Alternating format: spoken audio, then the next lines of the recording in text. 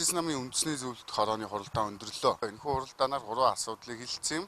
Энэ 3 асуудлын тоонд өнөөгийн ерөнхий нарийн бичгийн даргын үүрэг гүйцэтгэгч оюун дайрыг баталгаажуулан томилох, ерөнхийлөгчд нэр дэвшигчийг тодруулах, мөн ерөнхийлөгч нэр дэвшүүлэх журмыг батлах тухай байлаа. Энэхүү 3 журмыг хэлэлцээд оюун дайрыг ерөнхий нарийн бичгийн даргаар баталсан бол өнөөгийн Монгол улсын ерөнхийлөгчийг үндэсний зөвлөлт хорооны 181 гишүүнээс 180-ын саналаар 100% саналаар ерөнхийлөгчийн сонгуульд нэр дэвшүүлэхээр болж байна.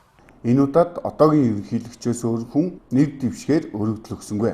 Өмнө нэлээд бужигнаатай хоорондоо талцсан байдалтай болдог байсан ардчилсан намын үндэсний зөвлөлт хорооны хуралдаан айдуухан болж нэжгэнсэн алга ташилтын дор ерөнхий нарийн бичгийн даргаар оюун дайрыг баталж ерөнхийлөгчид захиагийн элбэг доржийг нэр дэвшүүлэхээр болсноор өндөрлөлөө. Өнөөдрийн ерөнхийлөгч захиагийн элбэг доржийг дахин нэр дэвшүүлэх түүхэн тийм шаардлага цаг үе байгаамаа гэдгийг би хэлхэн зүйтэй гэж бодож байна.